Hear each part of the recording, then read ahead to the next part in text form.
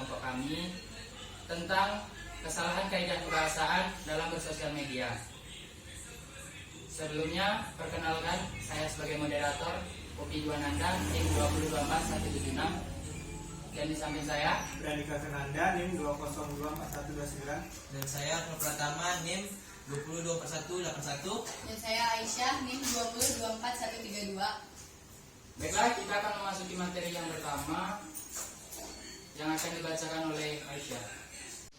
Kegunaan media sosial. Pada awalnya, sosial media digunakan untuk menyampaikan informasi antar teman dan menjadi ajang promosi, bukan sebagai media mencari eksistensi.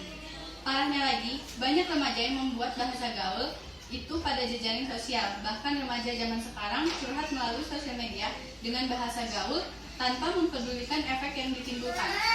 Ini disebabkan karena mereka ingin menjadi trendsetter. Mereka akan sangat bangga bila kata-kata mereka dapat simpati dari teman mayanya atau ditiru untuk mereka jadikan postingan, komentar, cerita singkat, dan bahasa berdasarkan ruang lingkup berfungsi sebagai bahasa nasional dan bahasa kelompok. Variasi kesalahan kaidah bahasa.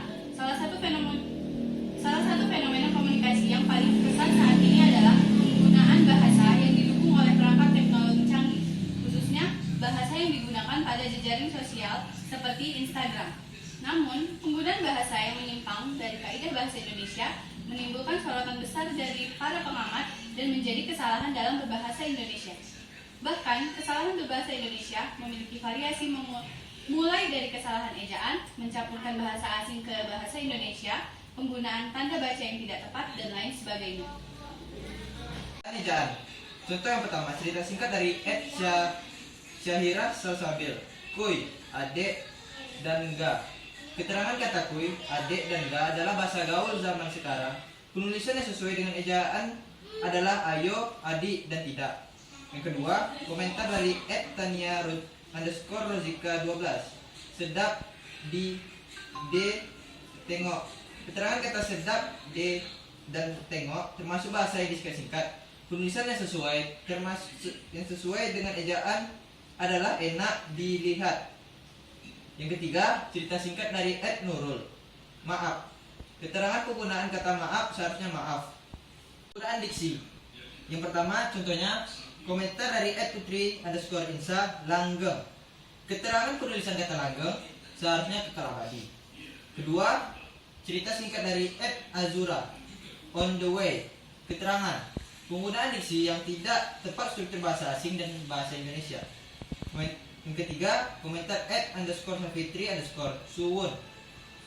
Keterangan kata suwun seharusnya diganti dengan kata terima kasih. struktur bahasa, postingan @radovalen euforia. Keterangan kata euforia yang benar adalah euforia yang berarti perasaan gembira yang berlebihan. Cerita singkat @rizka genset. Keterangan kata genset seharusnya genset yang berarti mesin pembangkit listrik. Komentar @sofira_zufra. Kita semua keterangan kata jamak yang sama menjadikan pleonasma sehingga digunakan salah satu dalam kalimat. Kesimpulannya adalah dapat kita lihat bahwa bahasa yang kita gunakan di Instagram dan sosial media lainnya seiring dengan berjalannya waktu dapat menurunkan kaidah-kaidah yang terdapat di dalamnya. Ini karena sosial media merupakan tempat ragam bahasa, baik yang masih di dalam bahasa Indonesia maupun yang di luar, yang mengakibatkan pengguna tidak lagi memperhatikan bagaimana menulis bahasa yang benar. Sebenarnya sah-sah saja ya bagi mereka, terutama remaja yang berbahasa alay, karena hal tersebut merupakan bentuk kreativitas yang mereka buat.